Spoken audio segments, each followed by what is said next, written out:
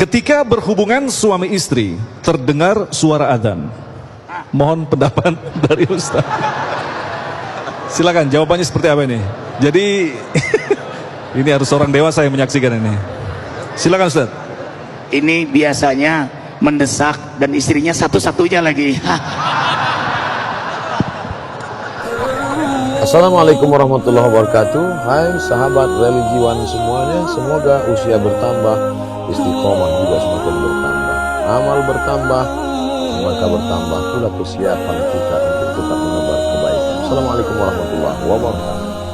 Jika kita sempat mengupload foto-foto yang menampakkan aurat, tetapi pada suatu waktu saya lupa passwordnya, sehingga foto itu terus diupload dan banyak orang yang terus menyaksikan. Ustaz, silakan. Man sanna fil islami sunnatan hasanatan, siapa yang membuat satu perbuatan tradisi yang baik, falahu ajruha wa ajru man amila biha, dia akan dapat pahalanya dan aliran pahalanya setelah dia meninggal dunia, min ghairi an yanqusa min ujurihim syai'un, tanpa mengurangi pahala orang yang melakukannya, dia dapat 100 dan yang orang meninggal itu pun dapat 100. Wa man sanna fil islami sunnatan sayyi'atan, siapa yang membuat tradisi yang jelek, perbuatan yang buruk, setelah meninggal dunia diikuti orang lain, dilihat orang lain, disaksikan orang lain, di-share orang lain, falahu wizruha, dia dapat dosanya, wa wizru man amila biha, dan dosa orang-orang yang melakukannya, min ghairi an yanqusa min auzarihim syai'un, tanpa mengurangi dosa orang yang melakukannya. Yang melakukan dapat 100, yang dia punya modal, punya foto pun dapat 100. Maka berusahalah untuk klarifikasi kepada seluruh kaum muslimin muslimat di dunia dan di akhirat, yang sudah menikah maupun belum sunat, bahwa semua foto-foto saya kemarin itu di luar tanggung jawab saya setelah disebar, karena saya sudah tobat nasuha sebenar-benarnya. Buatlah video pendek dengan tetesan air mata, dengan beberapa helai tisu, menunjukkan penyesalan panjang. Mudah-mudahan Allah memberikan ampunan, insyaallah. Baik, pertanyaan yang berikutnya, Ustadz mohon petunjuk, saya sering melakukan dosa kemudian bertobat dan terus mengulangi lagi melakukan dosa dan bertobat. Bagaimanakah cara harus menghentikannya? Syarat taubat ada 3 menurut Abdullah ibnu Abbas radhiyallahu anhuma. Yang pertama, an-nadamu fil qalbi, menyesal dalam hati. Penyesalan yang dalam, tidak akan melakukan dosa di dalam hati. Yang kedua, al-iqraru bil lisan, diucapkan dengan lidah. Sependek-pendek astaghfirullah, yang agak panjang astaghfirullahalazim, yang lebih panjang astaghfirullahalazim alladzi la ilaha illa huwal hayyul qayyum wa atubu ilaih, yang terpanjang sayyidul istighfar, Allahumma anta rabbi la ilaha illa anta khalaqtani wa ana 'abduka wa ana 'ala ahdika wa 'indika ma stata'tu wa a'udzubika min syarri ma sana'tu wa abu'u laka bi ni'matika 'alayya wa abu'u bi dhanbi faghfir li fa innahu la yaghfiru dzunuba illa anta.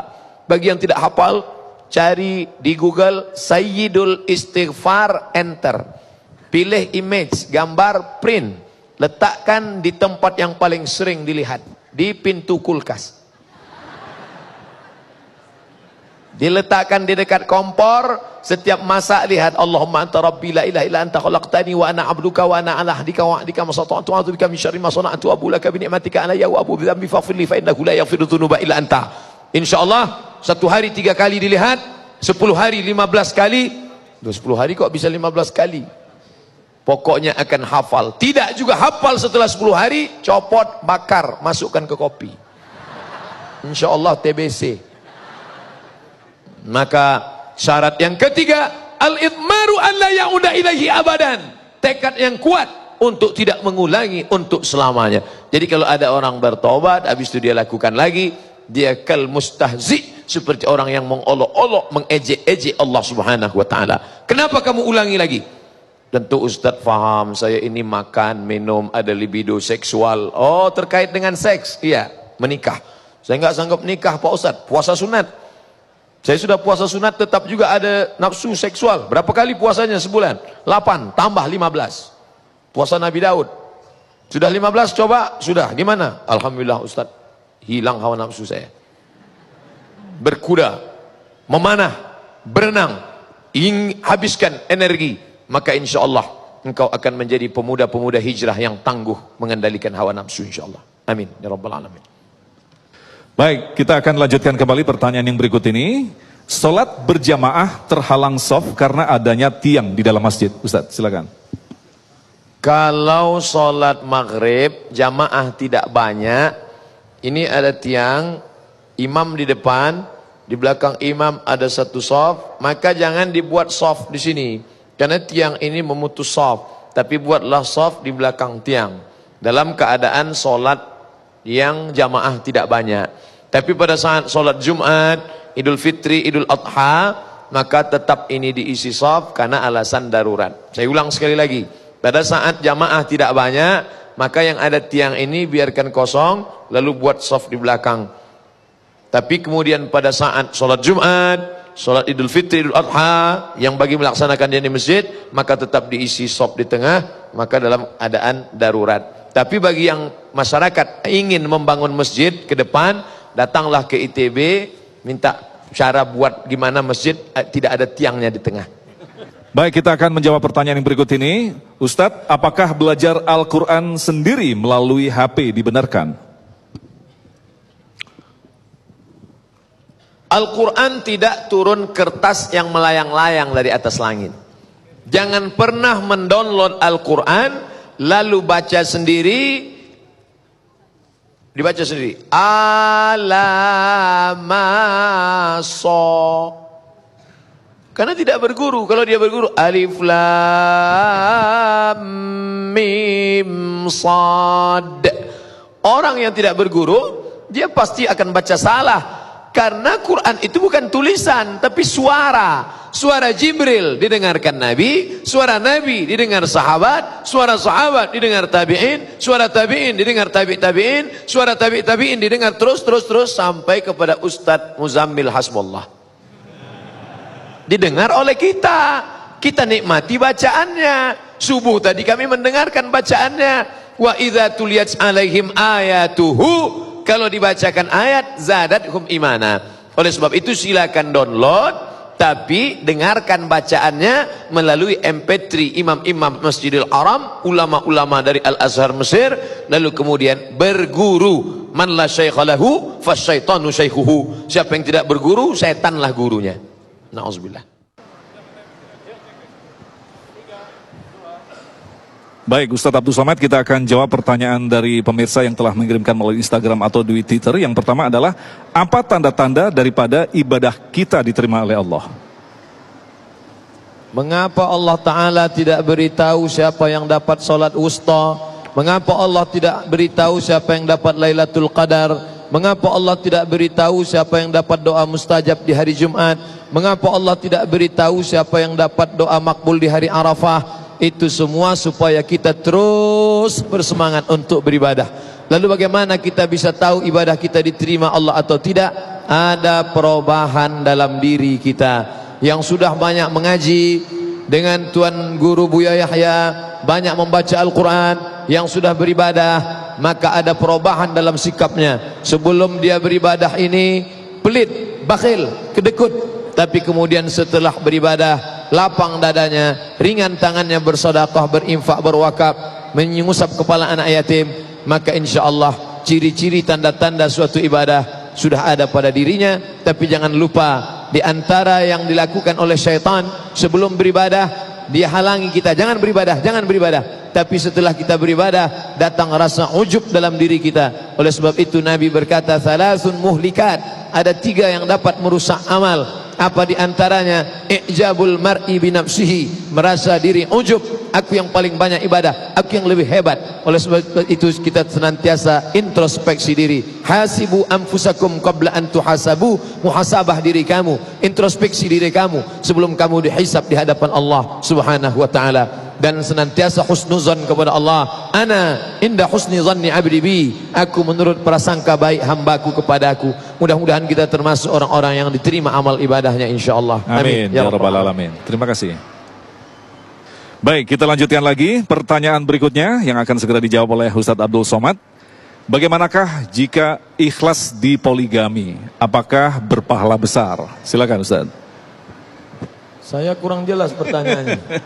Jika seorang wanita ikhlas di poligami, Ya. apakah dia akan mendapatkan pahala yang besar? Al jaza ala qadril amal. Balasan akan diberikan Allah sesuai dengan amal yang paling berat. Bersedekah berat, berinfak berat, berjihad berat. tapi melepas orang yang tersayang juga berat luar biasa. Oleh sebab itu terkadang menyampaikan ini pun orang berat. Banyak yang khawatir bila ini disampaikan menyinggung perasaan orang lain. Apakah Ustaz khawatir? Saya termasuk yang khawatir. Tapi ini mesti disampaikan. Fankihu ma tabalakum, nikahilah perempuan yang baik-baik. Masna 2, wa thulatha 3, wa ruba 4. Tapi syaratnya berat. Fa in khiftum alla ta'dilu, kalau kamu tidak sanggup bersikap adil, fawahidah, 1 saja. Oleh sebab itu nanti di akhir zaman sampai-sampai jumlah perempuan ini 50 orang banding 1 orang laki-laki. Maka kalau tidak kita ikhlaskan untuk saudari kita, banyak yang tidak mendapat kesempatan untuk menikah. Tapi dengan syarat yang berat. Siapa yang menikah 2, 3 tapi tidak sanggup bersikap adil, maka nanti di akhirat dia akan dibangkitkan dalam keadaan bahunya miring sebelah. Nanti bila di akhirat kita melihat ada yang miring sebelah, enggak adil ya. Na'udzubillah. Baik, terima kasih. Baik, Ustaz Somad, kita akan menjawab pertanyaan berikutnya ini. Jika saya telah memiliki uang untuk membayar hutang, tetapi orang yang saya hutangi mengikhlaskan, lantas bagaimanakah dengan posisi uang tersebut? Ayat yang paling panjang dalam Al-Quran bukan puasa, padahal puasa 1 bulan full. Ayat yang paling panjang dalam Al-Quran bukan surga, padahal tempat tinggal kita khalidina fiha abada. Ayat yang paling panjang dalam Al-Quran Al-Baqarah 282. Ya ayyuhalladzina amanu, hai orang beriman, idza tadayantum bidainin ila ajalin musamma, kalau kamu menjalin transaksi utang piutang sampai batas waktu limit tertentu, faktubuh, tulis. Ustaz, saya pinjam uang Ustaz 1 juta, kamu bayar kapan? Insyaallah 1 Mei Pak Ustaz. Mei tahun berapa? Tahunnya harus jelas. 2018, maka saya yang tagih. Mana? 2018. Kalau kita tagih bukan berarti kita benci, kita tagih berarti kita sayang, karena kita tidak ingin dia makan haram. Ternyata dia dalam kesulitan. Fa in kana dzu usratin, kalau dia dalam kesulitan, fa nadhiratun ila maisarah, tunggu sampai rezekinya lapang, sampai dia mengalami kemudahan rezeki kelapangan. Kita doakan dia, ya Allah, ini orang dalam kesulitan, lapangkanlah rezekinya ya Allah. Kapan kamu bayar? Insyaallah 1 Agustus Pak Ustaz. Kenapa nunggu Agustus? Karena di situ semangat saya semakin tinggi, semangat juang beribadah kepada Allah, rezeki saya bertambah. Oke, 3 bulan lagi, Juni, Juli, Agustus, insyaallah. Ya, ketika Agustus saya datang, saya tagih. Mana? Lalu dia katakan saya tidak bisa. Ternyata lebih banyak ongkos nagihnya daripada utangnya. Maka saya katakan, saya sedekahkan saja untuk kamu. Saya sedang mengamalkan ayat Quran. Wa antasaddaqu khairul lakum. Kalau kamu sedekahkan itu lebih baik. Yang menghafal ayat ini saya yang beri pinjaman, bukan yang minjam. Sekarang banyak yang hafal ayat itu yang minjam. Ketika kita tagih dia bacakan wa antasaddaqu khairul lakum.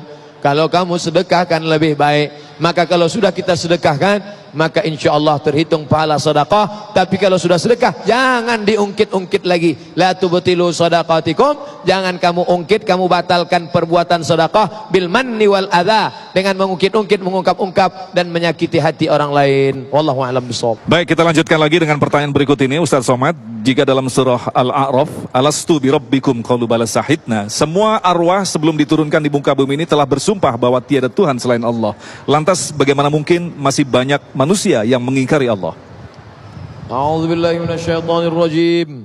Wa idza akhadha rabbuka min bani adama min zuhurihim dzurriyyatahum wa asyhadahum ala anfusihim. Ingatlah.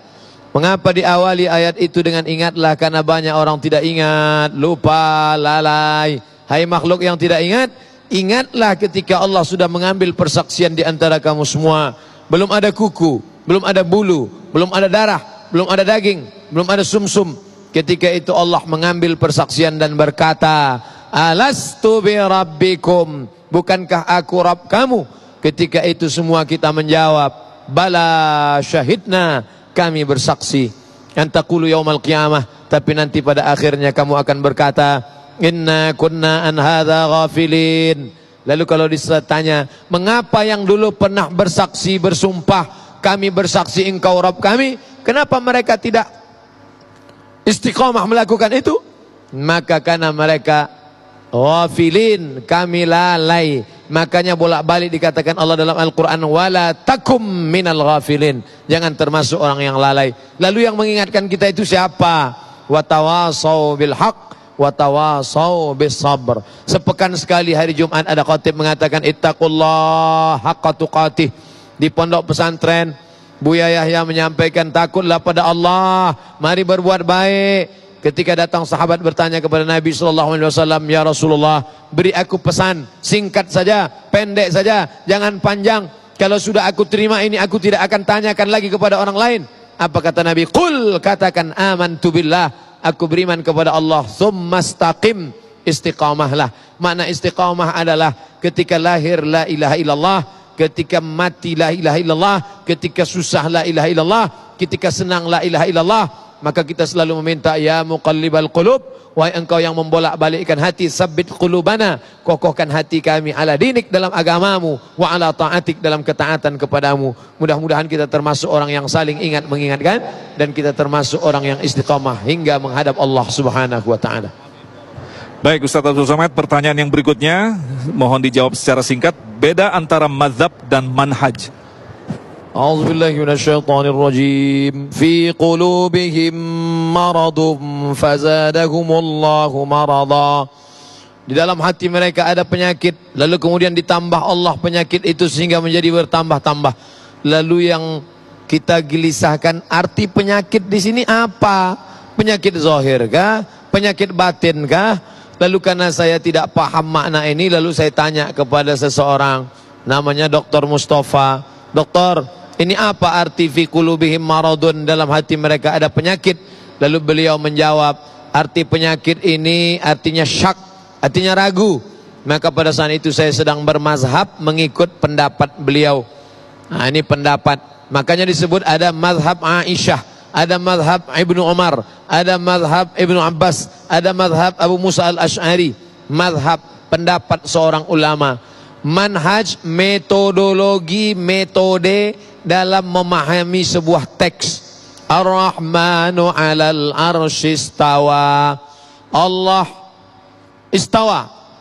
Kalau diartikan istawa itu artinya istiwa. Kalau diartikan istiqrar wal julus, Allah menetap dan duduk di atas kursi. Batil, mujassimah, na'udzubillah.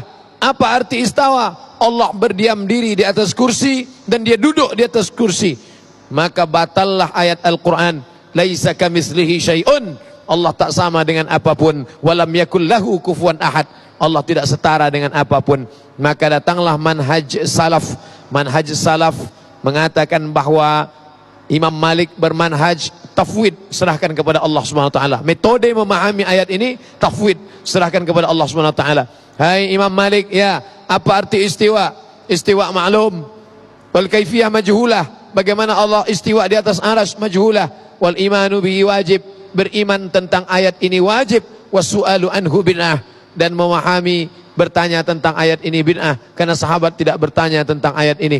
Lalu kemudian datanglah Imam Abul Hasan al-Ash'ari, karena banyak orang yang mentakwil ayat ini lalu menyamakannya dengan makhluk, maka khawatir akan merusak keimanan.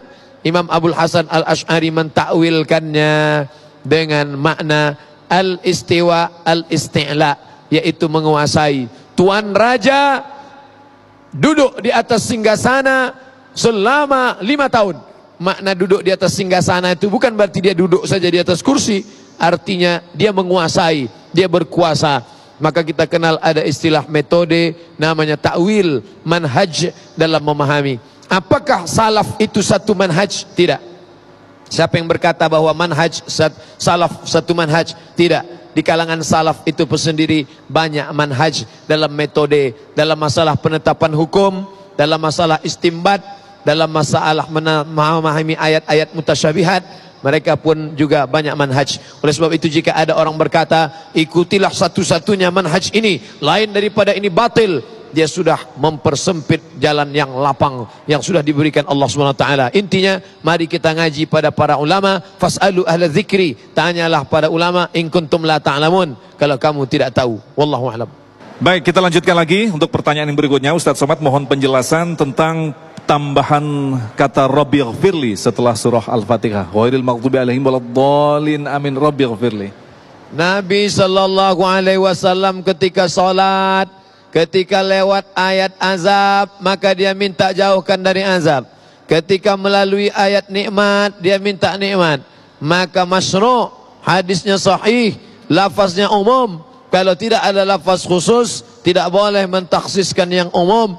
Maka ketika melalui ayat azab, ketika baca Quran, lalu ayat azab, ya baca, ya Allah jauhkan aku dari azab. Ketika bercerita tentang surga, mintakan. Maka oleh sebab itu, ketika ghairil maghdubi alaihim waladdallin, lalu kemudian dia minta ampun kepada Allah supaya jangan sampai termasuk dalam dua golongan. Ihdinas siratal mustaqim, masukkan aku dalam golongan yang dapat jalan yang lurus. Siapa dia? Minan nabiyyin was-siddiqin wasyuhada was-salihin. Ghairil maghdubi alaihim, bukan jalan mereka Yahudi, waladdallin, bukan Nasrani. Lalu kemudian ingin mendapatkan amin dari orang banyak. Amin. Maka perbuatan ini masyru'. Boleh membaca zikir ketika bangun dari rukuk, i'tidal, sami Allahu liman hamidah. Nabi mengajarkan doa Rabbana lakal hamdu mil'us samawati wal ardi wa ma syi'ta min syai'in ba'du. Tapi ada seorang sahabat baca doa lain, sami Allahu liman hamidah, alhamdulillahi hamdan thayyiban katsiran mubarakan fih. Selesai salat Nabi tanya, siapa yang baca doa itu tadi? Tidak pernah aku ajarkan. Seorang sahabat gentleman ngaku, aku yang baca doa itu ya Rasulullah. Apa kata Rasul? Ra'aitu bid'an wa thalathina malakan yabtadirun. Aku lihat 39 malaikat berlomba-lomba turun dari langit ingin mencatat doa yang kau baca. Apa komentar Al-Hafiz Ibnu Hajar Al-Asqalani dalam kitab Fathul Bari tentang ini? Jawazu ihdatsiz zikri ghairil ma'zur fi shalah ma lam yukhalif bil ma'zur. Boleh membaca doa yang tidak ada dibuat, yang ada tidak ada dalam hadis Nabi. Boleh membuat doa yang tidak ada dalam Quran, tidak ada dalam hadis Nabi, dalam salat, bukan di luar salat, dalam salat, selama tidak bertentangan dengan Quran dan Sunnah. Lalu ketika ada orang berkata Rabbighfirli, maka itu anjuran meminta ampunan Allah Subhanahu wa taala. Wallahu a'lam bishawab. Baik, terima kasih. Baik, berikut Ustadz Somad akan menjawab pertanyaan berikut ini. Ustadz, benarkah kalau sudah mengikuti salah satu mazhab tidak boleh mengikuti mazhab yang lain? Apakah Kiai Haji Hadratus Syekh Hasyim Asy'ari belajar di Makkah Al-Mukarramah tidak mengerti mazhab Hanafi, mazhab Hambali, mazhab Maliki? Tentu beliau mengerti, karena di Makkah itu semua imam mazhab ada. Apakah Kiai Haji Ahmad Dahlan tidak mengerti mazhab Hanafi, mazhab Maliki, mazhab Syafi'i? Mereka mengerti, karena di Makkah itu semua mazhab ada. Lalu kenapa ulama-ulama yang pulang ke Nusantara membawa mazhab Syafi'i? Ibu saya, nenek saya tahu belajar sholat, puasa karena belajar dari fikih mazhab Syafi'i. Tipis Perukunan Melayu. Perukunan Melayu itu adalah ringkasan dari kitab Sabilal Muhtadin yang ditulis ulama besar Mufti Kerajaan Banjar Syekh Muhammad Arsyad Al-Banjari, yang merupakan moyang kakek datuk dari Al-Mukarram Syekhuna Ustadz kita Ustadz Arifin Ilham. Allahu Akbar. Mereka menjaga, ulama ini menjaga supaya kita jangan main-main mazhab. Makanya diajarkan tetap konsisten dengan mazhab Syafi'i. Jangan nanti ketika dia berwudu dia pakai mazhab Syafi'i, lalu kemudian pas kurban dia pakai mazhab yang lain. Ketika yang berat dia ambil mazhab yang ringan. Maka namanya tatabbu' rukhas, hanya mencari keringan-ringannya saja. Ketika berwudu dalam mazhab Syafi'i, kalau bersentuhan laki-laki perempuan tidak mahram batal. Lalu dia pakai mazhab Hanafi. Mazhab Hanafi bersentuhan tidak batal, karena ketika berhubungan baru batal. Mas, kamu kenapa nggak wudhu lagi? Nggak batal mas bro, ini kan saya pakai mazhab Hanafi, nggak batal. Oke, ketika Idul Adha dia nggak kurban, kamu nggak kurban? Nggak, kurban itu mazhab Maliki, mazhab Syafi'i, mazhab Hambali kan sunat muakkad. Loh, kemarin kan pakai Hanafi. Nggak, saya pindah. Mazhab Hanafi berkurban itu wajib. Akhirnya dia beribadah bukan karena dalil, tapi ingin cari enak-enaknya aja. Maka ulama melarang tatabbu' rukhas. Jadi bukan berarti Imam Syafi'i berkata ikutlah aku, jangan pindah ke mazhab lain. Bukan. Tapi bagi kita yang ikut para ulama, kita ikut satu lebih selamat dan lebih menenangkan hati. Wallahu a'lam bishawab. Baik, terima kasih. Baik, kita akan lanjutkan kembali tanya jawab yang berikut ini. Ustadz, bagaimanakah batasan budaya dan agama? Ada yang menyatakan bahwa jubah, imamah, dan sejenisnya adalah budaya Arab. Apa itu sunnah? Ma udhifa ila Nabi sallallahu alaihi wasallam min qaulin aw fi'lin aw taqririn aw sifati khalqiyatin wa khuluqiyatin min ba'di bi'satihi ila wafatihi sallallahu alaihi wasallam. Itulah hebatnya jamaah Az-Zikra. Belum saya terjemahkan, semuanya sudah ngangguk, faham. Insyaallah luar biasa. Apa itu sunnah? Qaulin, ucapan, fi'lin, perbuatan, takririn, ketetapan, sifati khalqiyatin, bentuk fisik Nabi, wa khuluqiyatin, tabiat akhlak Nabi. Nabi memakai imamah, kita urutkan dari atas. Nabi memakai imamah, sorban, dan sorban itu adalah sunnah. Kenapa Ustaz tidak pakai sorban? Sedang nggak pakai sorban aja udah buka ke bolak-balik keringat. Tapi ada saudara kita yang tahan pakai sorban, orangnya tidak jauh dari saya, mengikut sunnah Rasulullah sallallahu alaihi wasallam. Ananda kita pakai sorban, dari kecil sudah dibiasakan pakai sorban. Pakai jubah, Nabi pakai jubah, maka pakai jubah itu sunnah. Lihatlah para tuan-tuan guru kita, lihatlah para habaib kita, habib kita pakai jubah, pakai sorban. Bahkan mereka pakai cincin di sebelah kelingking. Saya perhatikan kemarin dengan Buya Yahya pakai cincin di kelingking, karena Nabi SAW pakai cincin di kelingking tulisan Muhammad Rasulullah sekaligus sebagai stempel, karena Nabi tidak tanda tangan, Nabi tidak bisa tulis baca, buta huruf. Kalau ada surat langsung distempel. Ini penting juga bagi orang-orang yang punya kekuasaan, distempel sini. Kalau ada surat langsung. Nah, lalu kemudian Nabi SAW lihat kemarin ketika Habib Umar bin Hafiz datang ke Jakarta pakai tongkat. Kenapa? Karena Nabi juga pakai tongkat kalau cukup masanya. Jadi mereka sampai ikut dari mulai atas sampai ke bawah, semuanya mengikut sunnah Rasulullah. Alaikum bisunnati, ikutilah sunnahku, wa sunnatil khulafair rasyidin, dan sunnah khulafa rasyidin Abu Bakar, Umar, Uthman, Ali min ba'di, setelah aku mati meninggal dunia. Addu alaiha bin nawajiz, gigit pakai gigi geraham. Kalau kau pegang mungkin akan lepas, tapi kalau kau gigit pakai gigi geraham, petir menyambar tidak akan lepas insyaallah. Mudah-mudahan kita termasuk yang ikut sunnah Rasulullah sallallahu alaihi wasallam. Baik, pertanyaan berikutnya ini. Ustadz, kedua orang tua kami telah meninggal dan sampai saat ini warisan belum kami bagikan. Kami berempat adalah perempuan semua. Lantas bagaimanakah bentuk pembagiannya? Wa in kanas wahidatan falahan nisf. Seandainya dia perempuan sendirian, maka dia dapat setengah harta. Kalau mereka banyak lebih daripada itu, fahum syuraka'u fis sulus, mereka berkongsi dalam sepertiga. Oleh sebab itu maka mereka bagilah, lalu sisanya kemana? Kepada saudara dari orang tua almarhum yang laki-laki.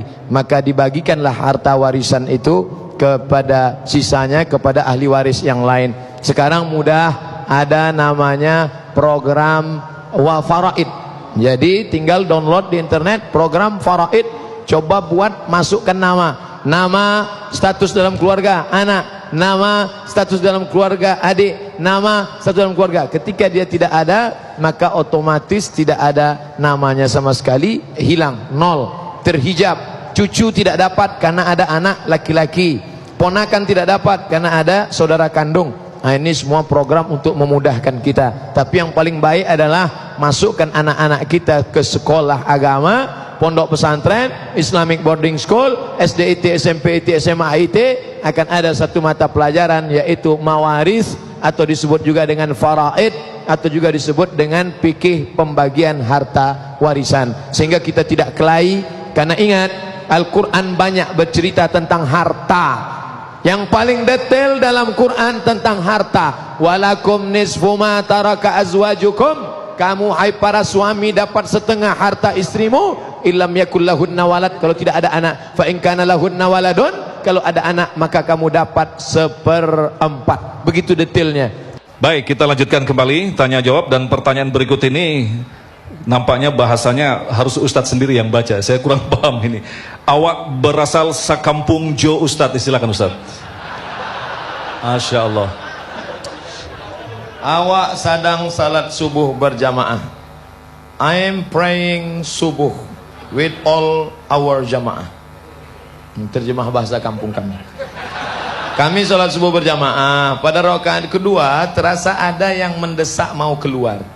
Terpaksa kita tahan, jangan sampai keluar. Kalau keluar tentu batal. Karena kita tahan, apakah sah sholat kita?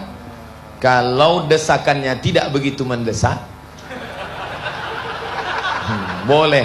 Desakannya 15%. Tapi kalau sampai mendesak, dia tahan sampai wajahnya biru, maka hukum menahan itu makruh hukumnya. Apalagi sampai kipernya kurang kuat, habis karpet masjid. Oleh sebab itu bisa jadi jatuh kepada haram. Kenapa? Mengotori masjid dengan najis. Jadi terbagi tiga. Desakan yang agak normal tahan aja, agak kuat lepaskan. Alhamdulillah. Dah pergi wudhu lagi. Nah, apa hukum menahan kentut ketika sedang sholat? Hukumnya adalah makruh. Tapi kalau sampai terlepas bernajis keluar, na'udzubillah. Oleh sebab itu jangan makan yang banyak mengandung gas. Semua berasal dari makanan. Banyak makan, banyak minum. Kulu, makanlah. Wasrabu, minumlah. Wala tusrifu, jangan berlebih-lebihan. InsyaAllah kita selamat dari semua ini, insyaAllah. Baik, satu pertanyaan lagi. Baik. Kami ingin mendapatkan penjelasan perihal perbedaan antara sembahyang dengan sholat. Dalam ceramah Ustadz lebih sering menyebut sembahyang. Mohon maaf atas pertanyaan yang ringan ini. Silakan. Sembah artinya menyembah. Hyang artinya Tuhan. Sang Hyang Widi, agama nenek moyang kita sebelum Islam datang, maka digunakan sembahyang. Sedangkan solat berasal dari bahasa Arab, alladzina yuqimuna shalah. Solat artinya tulang belakang. Mengapa solat itu disebut tulang belakang? Karena berdoa dengan membengkokkan tulang belakang. Allahu Akbar, maka disebut solat. Lalu kenapa Ustadz sering pakai sembahyang? Saya tinggal di negeri Melayu. Di Malaysia orang Melayu selalu menggunakan kata sembahyang. Jadi di Jawa, di Jakarta, pakailah solat. Jadi nanti kalau mau menerjemahkan ceramah Ustadz Somad, marilah kita sembahyang, solat. Jadi tergantung suasana. Saya pakai bahasa yang digunakan di daerah tersebut, bilisani qaumihi, dengan bahasa kaumnya. Wallahu a'lam bishawab. Baik, pertanyaan berikutnya. Dalam ceramah yang kami tonton dalam YouTube, Ustadz menjelaskan 4 madhab dalam agama Islam, yaitu madhab Syafi'i, Maliki, Hambali, dan Hanafi. Pertanyaannya, dari sekian madhab yang ada tersebut, yang manakah yang paling banyak dianut di dunia Islam, khususnya di Indonesia? Silakan Ustadz. Yang paling tua mazhab Hanafi, meninggal tahun 150 Hijrah, makamnya di Kufah. Yang nomor 2 mazhab Maliki, meninggal tahun 179, makamnya di Baqi, Madinah, samping Masjid Nabawi. Yang ketiga mazhab Syafi'i, Imam Syafi'i, makamnya di Kairo, Mesir, meninggal 204. Yang keempat mazhab Hambali, Imam Ahmad bin Hanbal, makamnya di Baghdad, Irak, tahun 241. Nah, kenapa hanya 4 mazhab? Sebenarnya mazhab itu banyak. Ada mazhab Sufyan Ats-Tsauri, ada mazhab Ibnu Khuzaimah, ada mazhab Al-Auza'i, ada mazhab Sufyan Ibnu Uyainah, ada mazhab Sufyan Ats-Tsauri, ada mazhab Lais Ibnu Sa'ad, ada mazhab Ibnu Abi Laila, ada mazhab Imam Al-Auza'i. Lalu kenapa yang lain tidak populer? Karena murid mereka tidak menulis buku. Itulah pentingnya peran seorang murid. InsyaAllah Abdul Somad akan dikenang karena muridnya menulis ceramah-ceramah Ustadz Somad, insyaallah. Nah, yang mengatakan amin siap-siap nulis.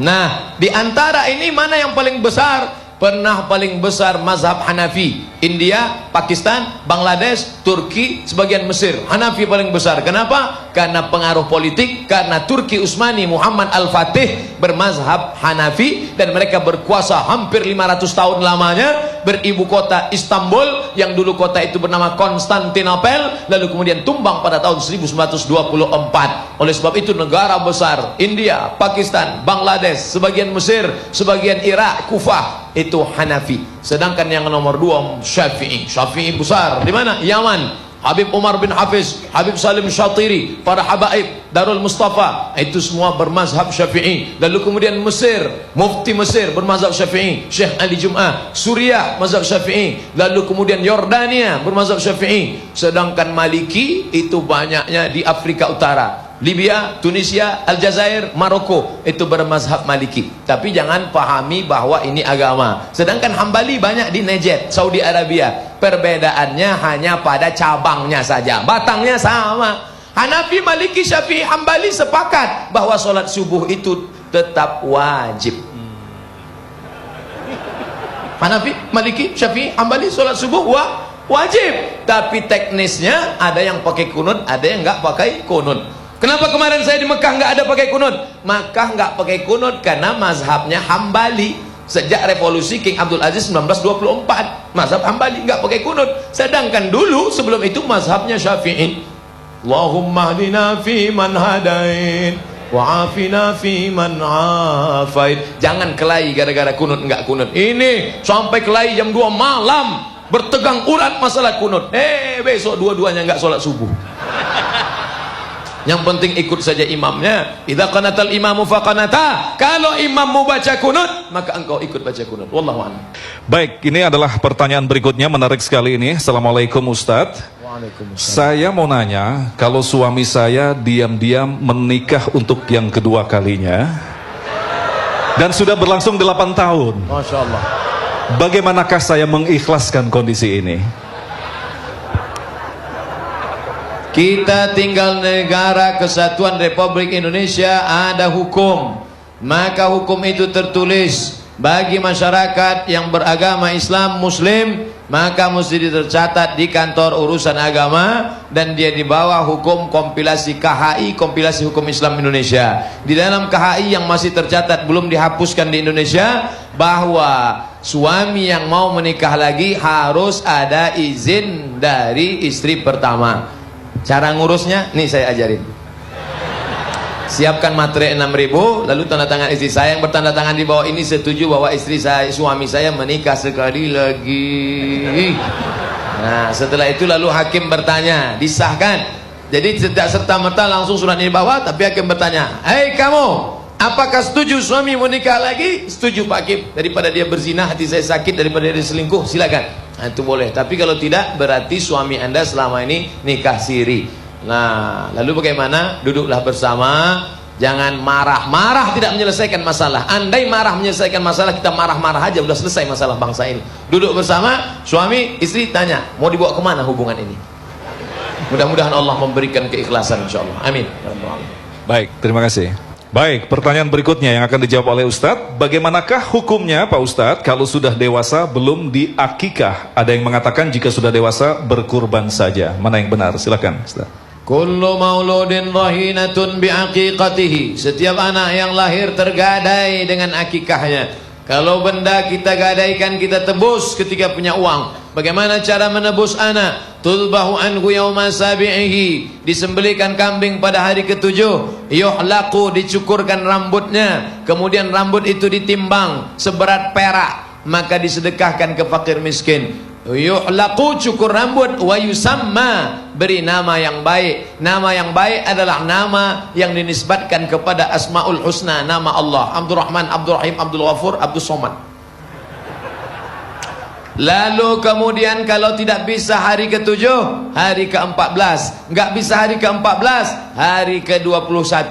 Enggak bisa hari ke-21, enggak usah lihat kalender lagi. Sebulan, 2 bulan, setahun, 2 tahun, 3 tahun, 4 tahun, 5 tahun. Bagaimana kalau sudah akil balik, umur sudah 30 tahun, mau akikah diri sendiri? Dulu kami susah di kampung, Ustaz, nggak ada uang. Sekarang saya sudah PNS, sudah pegawai, sudah ini bisnis, tinggal di Jakarta, uang banyak. Boleh saya akikah sekarang? Boleh. Dalilnya, aqa'an nafsihi ba'dama bu'itsa nabiyan. Syekh Albani mengatakan hadis ini sahih. Nabi mengakikahkan dirinya sendiri setelah dia jadi nabi. Boleh. Bapak-bapak, ibu-ibu yang umur 40 tahun mau akikah, pulang dari sini cari kambing langsung, tapi jangan cukur rambut dan ganti nama. Silakan. Nanti kalau tetangganya, insya Allah yang hadir acara ini, yang nonton, dia nggak akan nanya ini daging apa. Tapi bagi yang nggak nonton, nggak lihat TV One, dia nanya ini daging apa. Nggak usah nanya-nanya, makan aja. Insya Allah baik. Mana dalil lengkapnya? Buka 37 masalah populer, download di Play Store. Insya Allah lengkap tentang akikah setelah dewasa. Wallahu a'lam. Baik, kita akan jawab pertanyaan yang berikut ini secara singkat. Silakan Ustadz, bisa tidak puasa hutang digabung dengan puasa sunnah dalam satu waktu? Man mata, siapa yang mati meninggal dunia, wa alaihi siyamun, punya hutang puasa, shoma anhu waliyuhu, maka hendaklah ahli warisnya menggantikan puasanya. Jangan sampai meninggalkan puasa. Oleh sebab itu suami-suami yang baik, istrimu ingatkan, dulu saat dia mengandung 30 hari tinggal, saat menyusukan tahun pertama 30 hari tinggal, saat menyusukan tahun kedua 30 hari tinggal, saat tahun ketiga mau mengganti, adiknya muncul yang baru.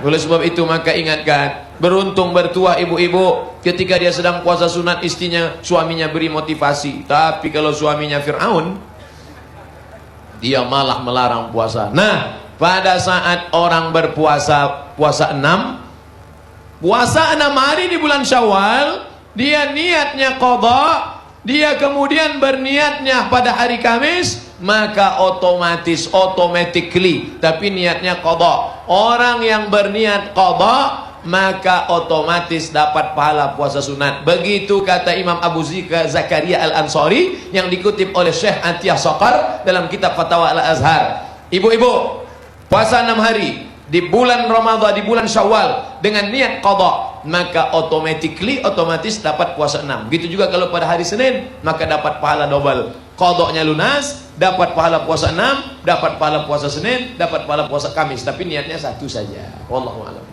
Baik, kita lanjutkan lagi untuk pertanyaan berikut ini. Ustadz, bolehkah saya memaksa orang untuk salat padahal dia tidak ikhlas?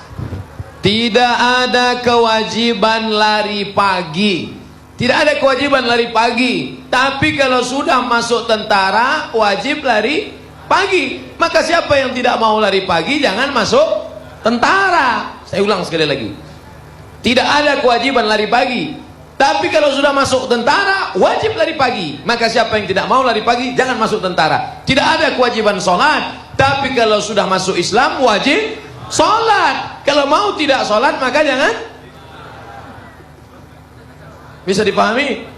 Maka zakat juga begitu. Apa kata Sayyidina Abu Bakar Siddiq? Wallahi demi Allah, la uqatilanna, aku akan memerangi mereka yang tidak mau bayar zakat. Jadi jangan kata, kamu nggak sholat, nggak usah apa-apa, kamu nggak zakat, nggak bisa begitu. Makanya disebut dengan mukallaf, dia dibebani hukum. Kalau sudah bersyahadat asyhadu an la ilaha illallah wa asyhadu anna muhammadar rasulullah, wajib sholat, wajib bayar zakat, wajib puasa, wajib melaksanakan haji dan umrah bagi siapa yang mampu. Wallahu a'lam.